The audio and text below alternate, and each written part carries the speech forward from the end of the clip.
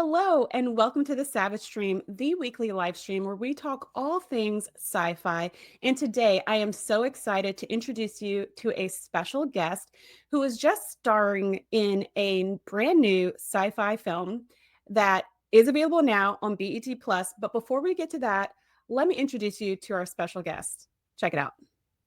Hailing from the mean streets of the Inglewood suburbs, Tanjareen Thomas is an actress, comedian, podcaster, voiceover artist, and a content creator with over 1 million followers. You can find her on TV sitcoms like The Michael Blackson Show, Family Time, and Millennials. She is also the co-host of the Marriage Go Round podcast with her comedian husband. In addition, she is starring in 2 upcoming films, Onyx, which is out now, and it's what we're going to talk about today, and Hands, which is going to be coming out soon. In her spare time, this sober vegetarian is a life coach and holistic health consultant dedicated to bringing health, joy, and light to the world. Tanjareen, welcome to the show. I love that you did that over my reel. That was so cool. Thank you for having me. Thank you for sharing your reels because it made the intro super easy. Yeah, I love that. Thank you. Yeah, and you couldn't hear the sound, but we're going to get a chance to see a little bit of a taste of Tanjareen's work in just a few minutes. So I want to say thank you so much for joining. I am super pumped to talk to you today about your journey, your experience in Hollywood, this new film that's coming up. Before we get into kind of your backstory and your origin story, I wanted to start by talking about your new project, Onyx. So before we jump into the overview, let's get a little sneak peek of the trailer, and then we can dig in. Okay.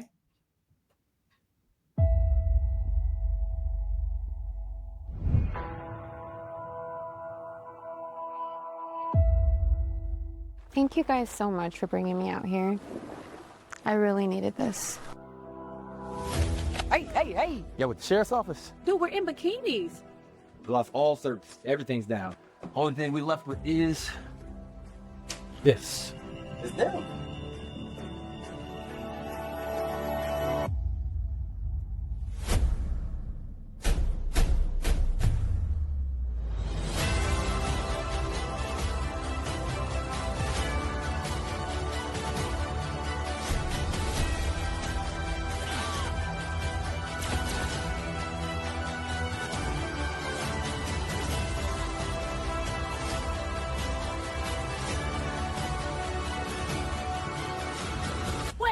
Wait, what? We saving the world.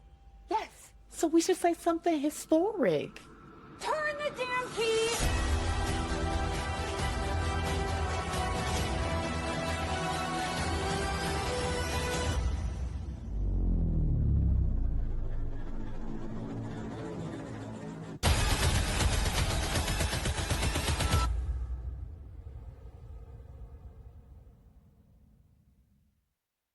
That trailer was fire. How do you feel seeing that final product right there?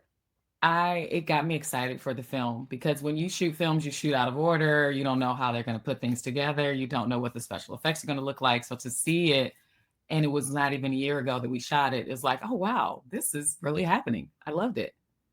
So tell us a little bit more about the movie. That trailer was very mysterious, which I kind of love because something's up. There's some alien invasion situation somewhere in the United States. Mm-hmm. But I like that it really piques your interest. So tell us a little more without any spoilers, of course, because we want people to go see this movie.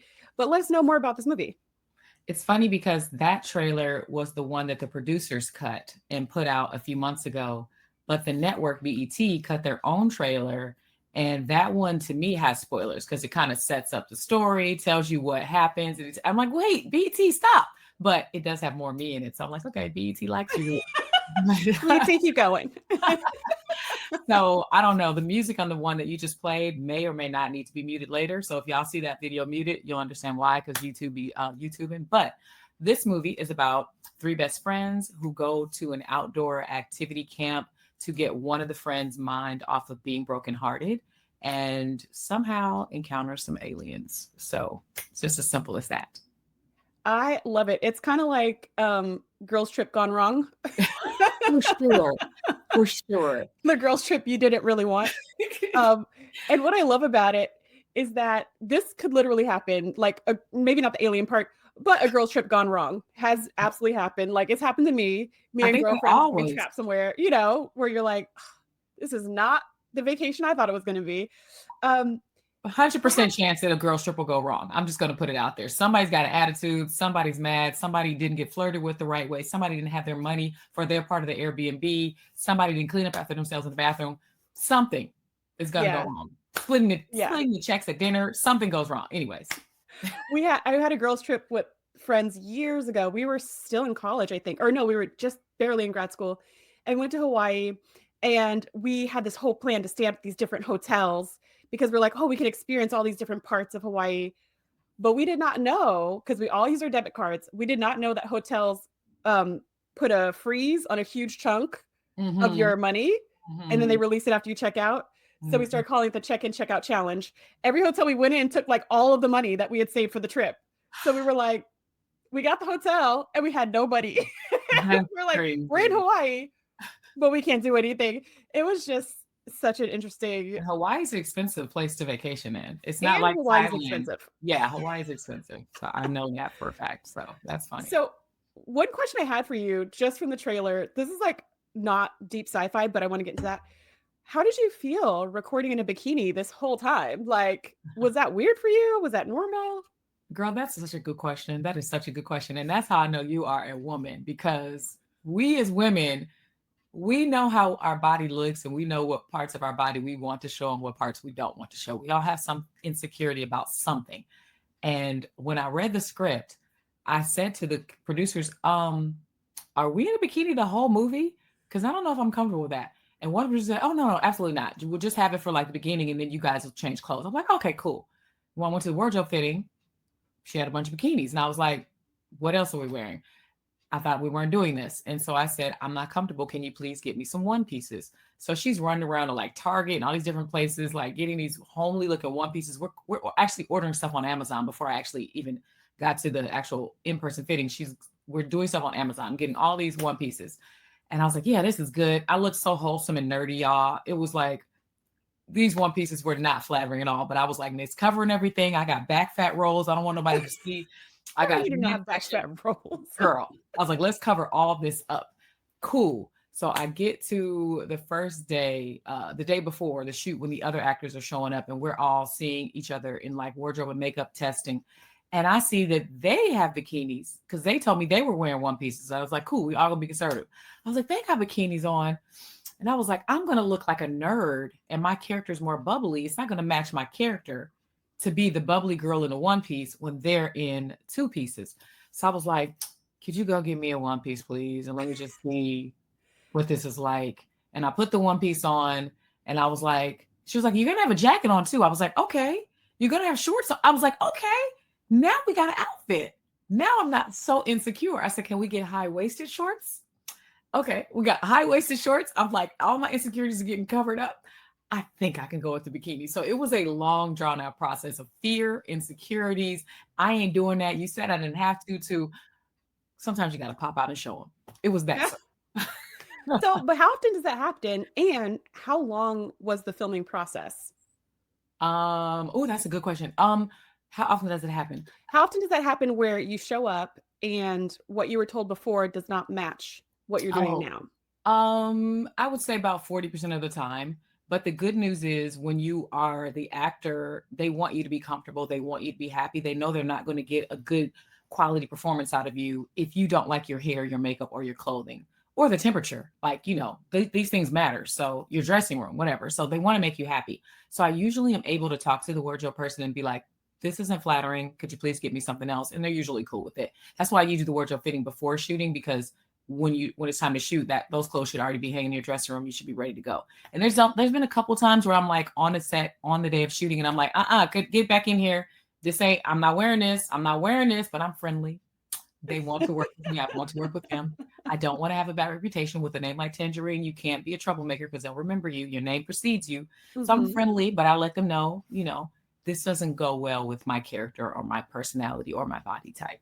And the second question you asked me, I forgot. How long was the filming process? I think I was out there for almost a month. I want to say 3 weeks. We shot in Arizona, in Tucson, Arizona. And if you don't know, that is the desert. It is hot AF. And they were like, yeah, we're going to do this in the fall, so it won't be so hot. We'll do the indoor scenes when it's the first part of the weeks. And then the latter part of the weeks, when it starts to be more cooler days, we'll do the exterior. That's not what happened at all, y'all. I was waiting. That's not what happened at all. It was hot all the time. We started with exterior shots. I feel like it was exterior at least a few times a day, and we were melting, which is why I decided to put my hair in faux locks, because I was like, I don't want somebody to have to keep trying to straighten it and curl it and hairspray it with this heat, and I would be sweating. Let's just put it in locks. I think this makes sense. I can get in the pool. But yeah, I think it was a few weeks. I don't remember how many days, but yeah, we got it done. And the hair was super cute. I mean, everybody was super cute. It's a movie. True, but thank you. You're welcome. They're not gonna have anybody looking busted unless that's their character. Right. So you told me before off camera that your background was more comedy, and you have a ton of stuff in your comedy reel, which we're going to see in a second. And you've done some drama, but this was your first sci-fi. How was this different from your past experiences? Sci-fi was different because you don't get to see everything that's happening. Some stuff is done in front of a green screen. Some stuff is done where you're just looking off camera and pretending you see something. And so it just takes a lot more acting. I fell in love with acting from doing stage plays when I was in elementary school, because you're doing something from beginning to end in order, and there's an audience to give you a reaction to it right away. So when I transitioned into getting older and doing high school plays and then doing plays in college and then moving to TV shows, same thing. You're usually going in order. When you do a sitcom, you have a live audience watching the taping, you get that reaction right away. When you switch to films, you shoot out of order based on location. So everything that takes place in the coffee shop is going to be shot today, and everything that takes place in the car is going to be shot this day. The big crying scene at the end of the movie with the person that just passed away that you've loved your whole life, you may have met them 10 minutes ago at the food cart. You're shooting that on day one because it worked with their schedule. And it's like, I don't even know this person and I'm crying over them. And then later we meet 2 weeks later into the shoot, I meet the person. So it's like films make everything out of order. So then you add sci-fi on top of that. And it's like, these monsters are not in the room with us. I'm not sure what they look like. So I'm like, hey, before I do this scene, can you show me a picture of what the monster is going to look like? Can you tell me how tall he is? Can you tell me just how scared I'm supposed to be? So it's a lot more make-believe fantasy pretend than what I'm used to. But I love doing it, and I'm here for the challenge. I'm ready to do it again. I'm ready to be an action star, y'all. I love it. So when there's an alien coming towards you or something like that, do they have something standing in? Do they have a prop? Do they have something that they point at to tell you this is the eye line or this is how high to look? Yes. And actually, I would say on major blockbuster budget movies, they absolutely have all that. With us, we had a director who I loved working with. He's Italian, an Italian director named Stefano Mila. And English is not his first language. So there was a communication barrier between the crew and him and the cast.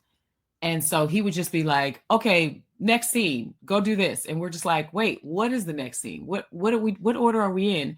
And then he'd be like, over there, go do this. And we're like, we need to know where we're looking. We need to know where we're walking. Like, we need you to explain this to us, because it's in his head, because he wrote everything, which I think is a brilliant thing, that somebody who doesn't speak English as their first language can write an entire sci-fi movie in English and then direct it in English. But there were times where I'm just like, I don't know what you want me to do, sir. And neither do the rest of the cast.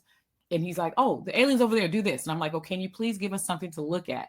And okay, sure. And then it'll be like a light over there. And then he'll be like, look at that light pole over there. Or then we'll have a PA like go point to something. We're like, look at the PA's arm. But it was a collaborative effort of me saying, please give us something to look at. Please make sure we're all looking in the same place. Please tell us how tall this thing is, because he's got so many things on his mind. As a director, you're worried about the lighting, the background actors, the front, like everything. So yes, I think that it was, I think in a bigger budget, it would have been seamless, but we made it work.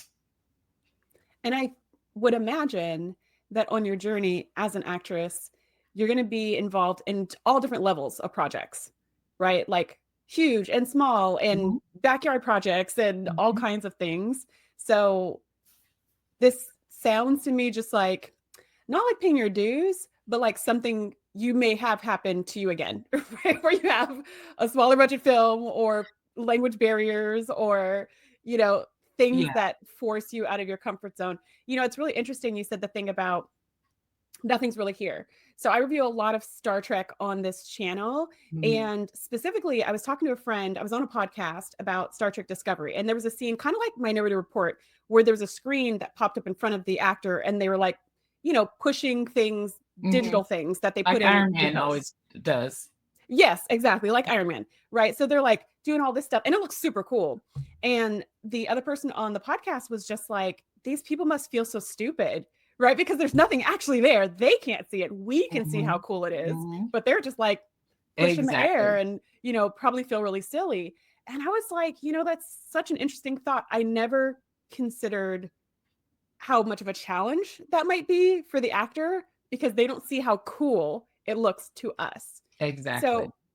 So when you're, you know, running and jumping and things like that, how did you even approach that? You just have to picture, it's a lot of communication with your director to find out what part of the script is this. Now we have to break this part of the script down. It says there's a boulder coming. Okay, got it. We're jumping over this boulder. There's two girls next to me. We clearly have to jump at the same time. There's no boulder. So we have to decide what's going to be the cue for when we jump. What's going to be the cue for when a laser comes out of the sky and we move out of the way? Or do we move out of the way? Does it hit one of us? Like we have to, it's like a dance choreography. We have to figure it out and rehearse it a few times so that it makes sense and looks believable. And I haven't seen the film yet. I hope it comes out believable because, you know, we did our best. And I'm not going to say that this was a low budget movie. Like it paid really, really well. Otherwise I wouldn't have done it. But I know that blockbuster films have way more millions to work with. And so they have way more people watching every little detail. And, you know, a lot of people sitting around with their legs kicked up because they only had one little tiny job to do on a big blockbuster. But when you have something like this, that's a project of love, and you have these people that have this mission, and you're in Arizona where the crew is not the same as it would be in Hollywood, then you have somebody doing more than one job. And it just becomes, you know, we hope it looks good. But for the short answer is practice, discussing with the people in the cast and the scene with you, and figuring out like what you're going to do as a team to make it look real. Yeah, that's another good point. I mean, it looked amazing. It didn't look low budget, although there are some great low budget movies. So, you know, there's the story and the acting and even more than just the beauty, but this actually looked super good to me. I wonder, so, okay, I have a couple more questions. When it came to just learning your lines and also doing this choreography with the scenes, what was that like? Because in my imagination, and I'm not an actor, you have to memorize all this stuff ahead of time, and then you show up and then you deliver your lines. But now you're saying, okay, like there's a boulder coming and we all have to coordinate what's the cue for when we jump, but you also have to keep track of all your lines and what you're supposed to be saying at this time. So how the heck does that work? And that's why not everybody makes it as an actor, because people move out here from their small town thinking, I want to be famous. I want to be on TV. I want to walk red carpets. And then they realize that first auditioning is 90% no's before you even get to the yes. Then you get on set and there's all these moving parts and there's all these things that have to be perfect, because if you don't walk to the part where there's a tape on the ground and put your foot right there, and you're off what's called your mark, you're not on your mark, and the cameras has you out of focus, you've just ruined a take. You've ruined the money. You got to start over. And so to add action to choreography, to lines, to whatever temperature is happening in the real world, because I don't know why, but anytime I've ever done like a bikini photo shoot on the beach, it's been freezing cold. Whenever I've had to do a scene in a jacuzzi, they forgot to turn the jacuzzi water on, or it's been the coldest day of the year. Like it never works out that you're shooting in the temperature that the world thinks you're shooting in. So I'll just say that. But you learn your lines. If you are the type of actor that I am, you learn your lines before you get to set. But the beauty of movies that's different from film and a TV show that would shoot all in order on the same day is that you don't shoot more than, 5 to 10 pages a day. So Okay. you can focus on just those pages for just that day and really get comfortable with that. And I keep an iPad with my script because I don't want to waste the paper and I don't want to lose my script amongst everybody else's on set. So everybody knows the orange iPad is Tangereen's on every set I work on. So I'm usually with my iPad in the makeup chair, just going over the scene and remembering how I want to do this, that, and the other. And if the other actors are in makeup, then I'm like, hey, you guys, can we run lines? And they're usually like, sure. And then we all work it out so that by the time we actually get to set, we're comfortable. It's a chemistry. I'm going to cut you off on this line. I'm going to change this line to that. Like we get it all figured out. So then you add the choreography of the blocking and walking around, and it just makes it more seamless. If you get with people who don't want to rehearse ahead of time, it'll show, it'll make it a little more difficult when it's actually time to deliver. But the beauty of film is that you don't do the whole 120-page script on the same day. So you get to take your time. And I do appreciate that. Tell me more about that transition from stage plays to TV. Was that very purposeful? Was that it just sort of happened? It was purposeful. Because we live in California, doing stage plays isn't a lucrative career choice. It's if I was in New York and I wanted to be a Broadway actor, then it's more respected. It's there's more pay. People make it a thing to go to theaters to watch you, and you have a run for months where you're in the same project, which to me sounds really draining as well. Because if you have to emote emotions and cry, and you do that every weekend for 6 months, like I can imagine the work that goes into that. Having to do the same dances over and over again as part of the whole chorus and all that stuff. It's a lot of work. My hat's off to them. But here in California, we have one big theater called the Pantages, which is like our Hollywood Broadway. And most other stage plays are at these really small playhouses, and you might make a couple $100 here and there. It's not lucrative. So I did the stage plays as a little girl because I didn't know anything else. And so it was a great practice. It was like a great acting class. In fact, that's what got me into the plays. I was doing acting classes, and the teacher of the plays would invite us to the theater to do his stage plays. The teacher of the class would invite us to do his stage plays. That's how I meant to say that. But when I got older in school and realized there was a thing called acting on TV and film, then I was like, oh, there's a budget for this. Like, and people can see me from their house without having to come and pay a ticket and be in this room. They can watch me later. They can watch a rerun. Like I like this better. And I get a check for it again later when it airs the next time. And I get a check the next time it airs. And when I do this movie, I get a check when it airs on a plane and when it goes to cable. Like I was like, this is what I want. I like this transition. So that it was just a natural transition of just making it a career as opposed to a hobby. It was a hobby when I did it in school. So yeah, this is full time now. How do you find that? Do you find that difficult? Is it hard but rewarding? And here's why I'm asking. So growing up, our parents' generation had a very particular mindset when it came to like, go to school, get a good education, get a good job, like the American dream, which does not exist anymore.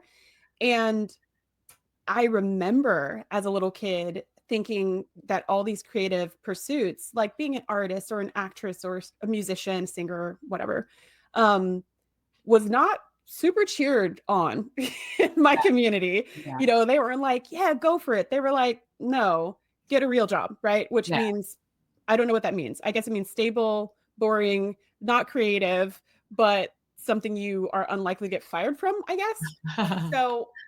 So how is that for you saying, yeah, I want to be an actress? Were people like, yes, go for it? Or people like, girl, that's not a thing? Well, my mom wanted me to be a dentist or an interior decorator because I was really good with interior design. And I think she had a dream of being a dentist. She ended up being a letter carrier to have just a stable job with good health benefits, took really good care of the family. My dad was a truck driver. I did grow up in a 2-parent household. Thank you, parents.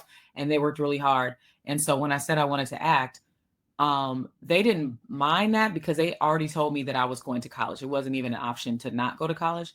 And what I love about my mom is that she didn't say to me, you need to go to college to get a good education. She said, you need to go to college because it's an opportunity for you to do something, figure out who you are, and you're never going to get summers off. weekends off and to have this like experience any other time. She was just like, go to college for the experience and make sure you get a degree. Then you always have that to fall back on. And so I was like, okay, the experience and a degree, got it.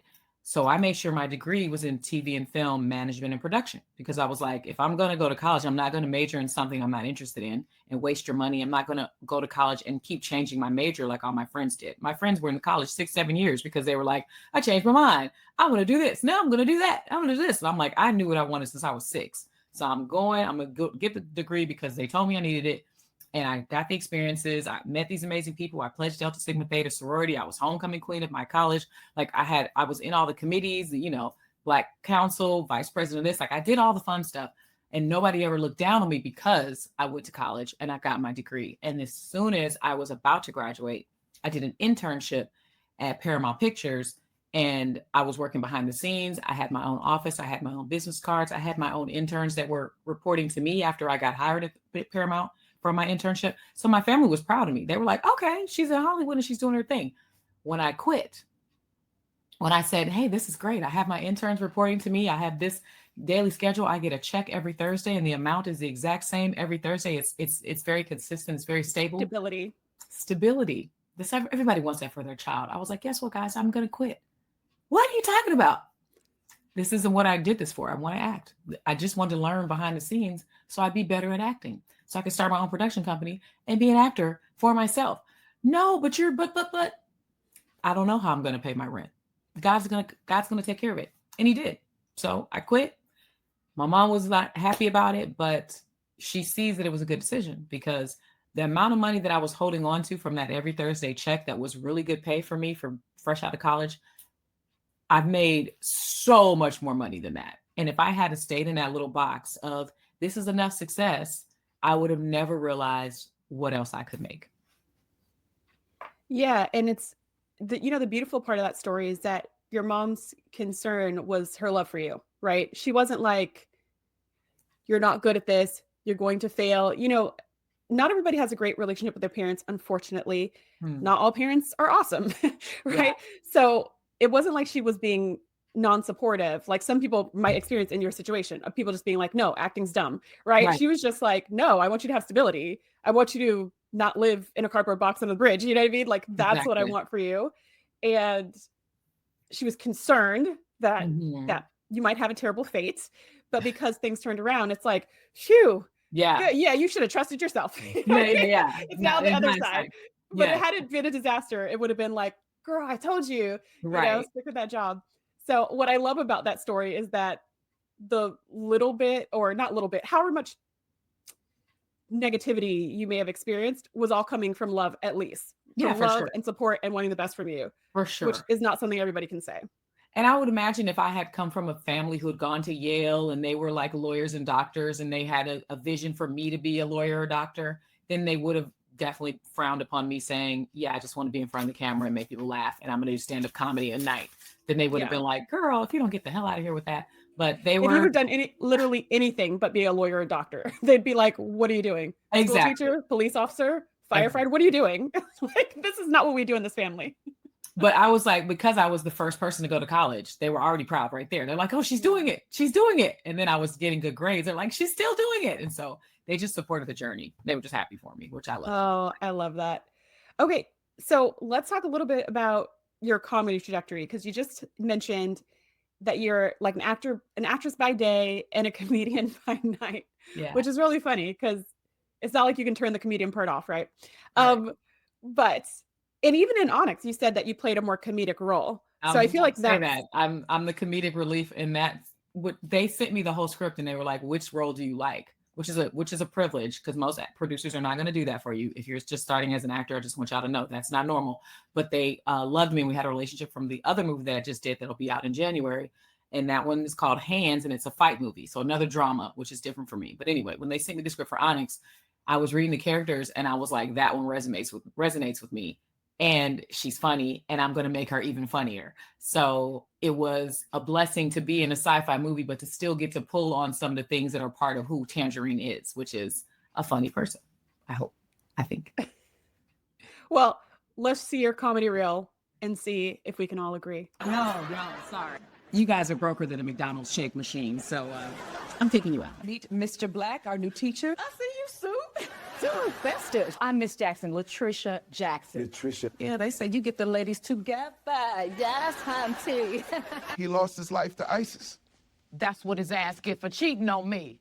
ISIS don't play.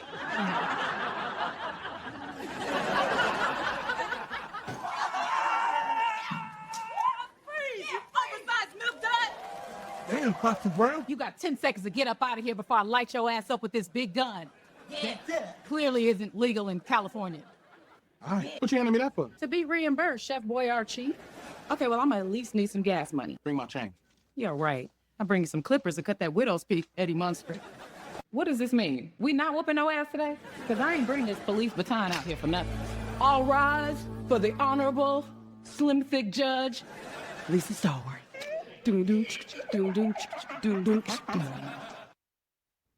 That was so funny. And there was even more. I just sorry, Tangerine. I was speaking my wad. I didn't know you was gonna end it right there. Hi, y'all. The clip is a little bit longer. I made it shorter for the live stream. Yeah.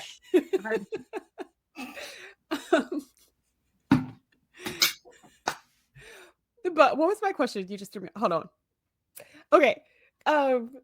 So this clip was a little bit longer than what I showed, but that just shows just a little taste of all of the comedy projects that you've been a part of. Why comedy? I love doing comedy because I love to make people laugh and forget about their problems and forget about that they might not have their rent money right now. Like, you're not going to have it when you leave this room after I finish performing, but at least right now I can make you feel good. You might have a sick relative at home, but right now I can make you feel good. And especially during the pandemic, I created some live stream shows using the same platform that you use here. Actually, I did one that was a dating show, one that was a talent show, Tangereen's Top Talent. The dating show was called Shoot Your Shot. And the amount of, and it was weekly, both of them were weekly. One was on Tuesdays and one was on Thursdays.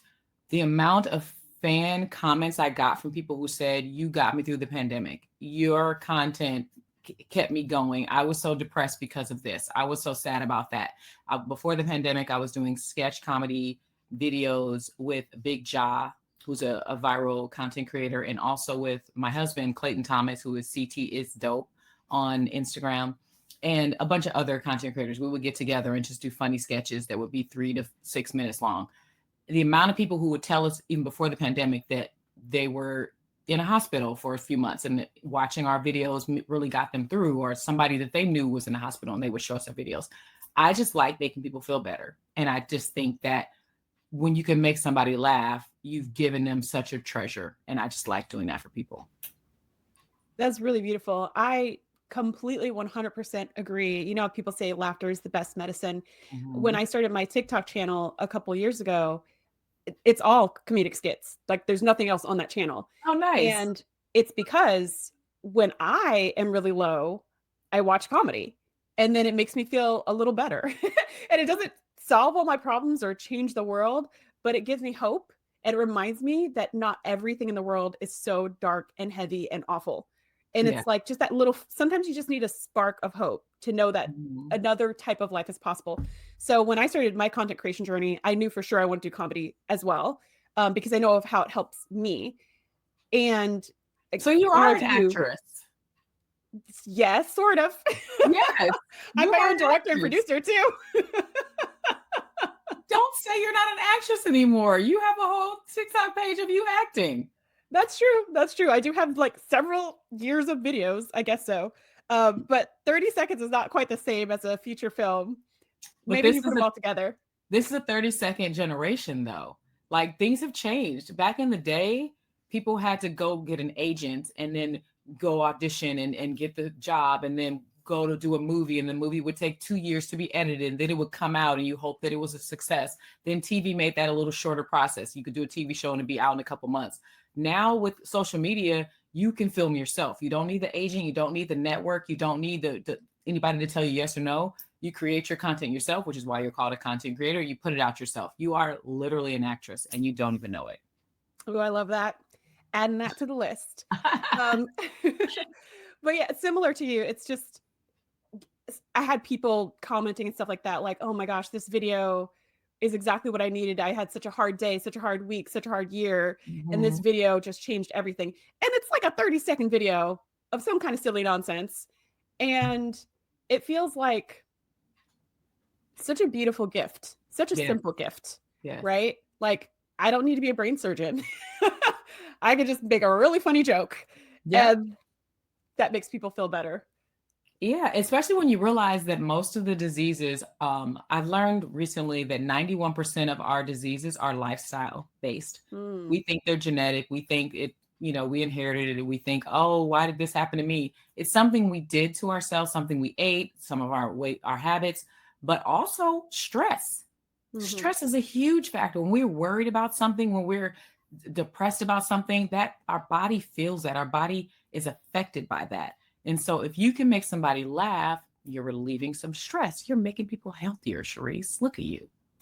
That is such a good point. So my background is as a scientist, as a microbiologist, and what you're describing Yes. is true. It's epigenetics, right? It's how our environment actually affects our genes, which affects everything about us, which is so interesting.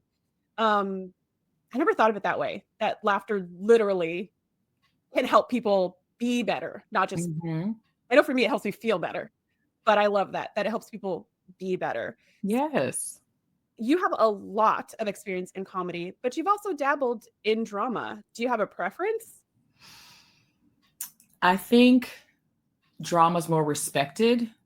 If you want to know if somebody can act and you want to see them, make you feel an emotion that's a little deeper and darker and maybe sad. You want to see them shed a tear or almost shed a tear or make you shed a tear. And it's like that person can act. And that's why when you watch the Oscars or the Emmys, usually it's the dramas that get all the love, especially the Oscars, because the Oscars is film based. It's usually all about the dramas. That's And interesting. so I do drama because I'm like, hey, I got the chops. I've been through some things. I want you to see this and I want you to respect me as an actor. But I feel like I have more fun when I do comedy because on the set, between takes, I'm making people laugh and they're making me laugh and we're being silly. And you want to see a blooper reel from a comedy. You don't want to see the blooper reel from a drama. You don't want to know that when they were crying and this blood is dripping all out that somebody started laughing or somebody passed gas. That's going to ruin everything. So I think I just have more fun when I do comedy. That's a good point. I didn't even think about that. And I certainly didn't think, well, what you just said is hilarious, but I certainly didn't think about the fact that dramas are the ones that get all the awards. And you know what? I think you're right. It's because, and I say the same thing when I'm helping people with their content strategy. It's all about a state change. This is what people want when they're watching social media and probably when they're watching any entertainment, TV, movies, whatever. They want a state change. Most of the people who are scrolling on their phone are mildly bored. That's Mhm. usually what's going on. So they're looking for some entertainment, some education, something that makes them feel different. And Yeah. I choose to make positive content that's funny, that makes them feel light and happy. But you could have the same effect if you make them feel really sad, if you make them feel really angry, Mhm. just feel something different from boredom or neutrality.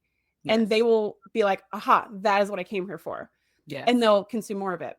So it's really interesting that you say that drama has more of a range of emotions. And so maybe that's why it's more respected, which I didn't know because, I'm not in the biz, but that makes sense because I was watching this interview with Eddie Murphy and he was saying whenever he does scenes where he has to be really sad, he just kind of turns it into a joke because he's not comfortable with it. He was Mm. just like, I don't like going there. And people Yeah. are like, I think about something really sad in my life. I think about when my dad passed away or blah, blah, blah. And that's how I get into the zone. And he was like, no, I don't want to think about that. Like, I don't Yeah. want to dig into all those things that really hurt me to put it on screen. So I just kind of like fake it, pretend to be sad, And I was like, that's a really good point. Like, I don't know how comfortable I would be pursuing some of these other emotions because like you have to feel it to make us feel it. Like I was saying about doing a stage play for months and you got to cry every night and you're doing a few a weekend, you're putting all that hardship on your body. I've done scenes where I've had to cry. It's funny because every time that I've done a crying scene in a show or a movie, I've worked myself up by thinking about something really sad. I've really gotten there. I've really put myself in the position of this person that's in the scene with me means something to me because of this. I'm trying to substitute a person that this person is. I get all worked up. I'm ready to go. And they decide to shoot the coverage of that person first. So I'm ready to cry. And the camera's just on this person. I'm like, okay. Then before that, they did a wide shot. So they don't even see my tears. And then by the time it gets to me, I'm like, I'm not even sad anymore, guys. Like you should have started with me. Like it always happens that way. It's the weirdest thing. But I will say that I think that comedy isn't respected as it should be because it's actually harder. Drama is just, you slow it down, you lower your voice, you look them right in the eye, you don't blink, and you say what you mean. And you mean it. Anybody can do that. Comedy is timing. It's playing off the other person. It's filling a hole with one more joke that might not be in the script. It's a look. There's so many different things. Comedy is not easy, which is why few people can read a script and only one of them will make you laugh when they read it out loud, whereas the other one. So comedy is not as easy, but people assume it's easy because people are having so much fun doing it. And so yeah, that's what I was going to say. For me, it's just fun. It's more fun. I don't think if I did a scene where I'm super sad for some reason, y'all not going to see that on my channel. But if I did a scene where I was super sad for some reason, I would not enjoy that. Like it may be a beautiful expression of emotion. It may be beautiful to watch. Like there's stuff I watch that just makes me boohoo cry, but I would never use the word fun, right? Because it's not fun. Yeah. It's something else, but it's not fun. But comedy is fun. So even if, like, it's even funny when people are not funny and they're trying to be, you know what I mean? So it's like, that's there's one of like my just favorite inherent things. joy in it. I love watching comedians who are not funny when they're bombing because that cracks me up. It also is a learning lesson for me as a comedian. Like, what are they doing wrong? Just like when you watch a bad movie, it's like, okay, nobody wants to watch a bad movie. I do, because I want to know, why is it bad? Is it the lighting? Is it the sound? Is it the acting? Is it all of it? Like, I'm learning because I'm a producer and I want to know what not to do. And another thing, what you said about Eddie Murphy doesn't want to get emotionally in that place. It's funny that you would say that because when you think about Eddie Murphy's best work, whenever he does a serious character, it makes me laugh. So the fact that you said that, like when I saw Dolomite, he looked like he was doing an SNL sketch to me. Like, I love that movie, but the wig and the outfits, because it was an old school blaxploitation film, and his acting, and I think he was in Dreamgirls. There was another period piece where he was serious. It always makes me laugh. I'm looking at him like, I can't take him seriously, even though he's cussing somebody out and about to hit them in the head. I'm just like, this is funny to me. And so you saying that explains everything. Explains everything. Because most of us, when we are needing to be sad, we actually need to be sad to portray that on camera. But it could just be my opinion. Everything is subjective. Yeah, it could be. And I agree with your opinion. I saw this other interview between Kathy Bates and Steve Colbert, and they were talking about how it's an actor's job to be truthful, to tell the truth, and to display all emotions. Basically, because like in our regular life or regular people, we don't always say what we mean, and we don't always wear our emotions on our sleeve. And there's lots of subtext, and we're not always just saying the thing we need to say. Yeah. You know what I mean? And so they were having this conversation where they were saying, as an actor, that is your job, to be a master of showing the emotions, of saying the things nobody wants to say, of going to places nobody wants to go. And I just thought again to myself, wow, this is not for me. You're doing it, but you're not overthinking it like that. And I think that when you break something down and you realize how much goes into it, you're like, oh man, that is a lot. And to tell that to somebody, it sounds like a lot. But when you're just naturally doing it, you're just realizing I'm being the truth of this character. I'm reading this character. What would she do in this scenario? How would she look? What would she be eating? What would she be wearing? Like, it all comes naturally when you don't overthink it. So you're still an actress, Sharice. I'm sorry. You're a scientist. I will take it. I will take it. So, one of the things we talked about off camera was the fact that you are proud to be sober in Hollywood. So I want to talk a little bit more about that. How rare is that? How hard is that? And explain a little bit more what sober means in this context. Yes, I am from Cali. We have the best marijuana here, from what I've heard. I don't touch it. I tried it a couple times when I was in school and I didn't do it correctly because I never felt an effect. And I was like, I'm so glad this didn't work on me because I don't want to have to smoke this every day like the people I know. So I don't smoke weed. I don't smoke cigarettes. I don't drink alcohol. I actually don't even drink coffee or sodas. Like I'm such a nerd. I'm plant-based. Um, I just really eat clean. I'm trying to live a long quality life. I know that I don't know what day I'm going to be taken out of here, but I don't want my last days to be with me with bad joints and muscle pains and hunched over and on 10 medications and needing health insurance because I got this surgery coming up and I got, this prescription to refill. Like, I don't want that life. So I just, I drink my water. Today I put a little sea salt and lemon water in here. So lemon juice in here to give myself my own little electrolyte drink. I drink coconut water when I'm at the club. If I'm feeling like I'm really trying to turn up, I might let them give me a little bit of pineapple juice with a cherry and decorate the glass. I might do a mocktail when I'm traveling. I might do a pina colada when I'm on an island or something. But I might pour my juice in a wine glass when I'm just trying to look grown. But I don't drink. I don't smoke. I don't like being out of control of what's happening. I don't like that when I was in high school drinking underage, I would do wild stuff at parties and my friends would be like, girl, do you remember what you did last night? I'm like, no, what did I do? I don't ever want to be like, no, what did I do? I don't want that anymore. I want to be in control. I'm already a fun person. So I don't need something to help me come out of my shell. I don't need the courage, the liquid courage. And also I don't need to smoke something to relax. If I'm tired, I just take a nap. I drink some chamomile tea, don't let a nap. And that's worked for me. So no judgment to anybody who does those things. But I think that if anybody's wondering if it's okay to not do it, you do it. I was doing it because my friends were doing it, but it's okay to not do it. If you don't, I have a history in my family of people who overdid it. And so I'm just trying to do the opposite. And how hard is that lifestyle to maintain being an actress in Hollywood? Super easy for me because I know my why. I think when people try to give up something like, oh, I'm not going to eat sugar this week, or, oh, I'm going to start being a vegan, and they just do it cold turkey without a real good reason why, they'll be tempted. If you're doing it for, you love the animals and so you're not going to eat meat, then you see meat go by and you're not going to be like, nah, but I want it. No, you said you love the animals. I chose to not eat animals because of health reasons. I wanted to make sure that I got rid of all the most of the possibilities of a degenerative disease that most people would get from eating these things. So when I see it go by, I don't go, oh, I want those chicken wings. No, because my why, I know my why. My why for not drinking is that I like my body to be pure. I don't like the taste of alcohol, and I like to be in control. So when I see liquor go by, it doesn't tip me at all. I used to like the chaser of the drink. Like, oh, you're putting the vodka with the juice. I just want the juice.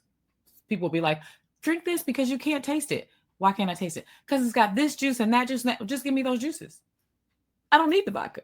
Just give me the juice. And now I don't even drink sugar, so I don't even want the juice. I'm like ridiculous at this point. So I just do natural sugar. So I'm not that crazy, you guys. I love the taste of sugar. So I do date sugar, maple sugar, and a little bit of agave, but no refined sugar. So it was just a matter of, why am I drinking? If I don't like the taste of it, I don't like how it makes me feel, I don't want to be hungover, and I don't like being out of control, it's not tempting at all in Hollywood. I'm just like, no, thanks.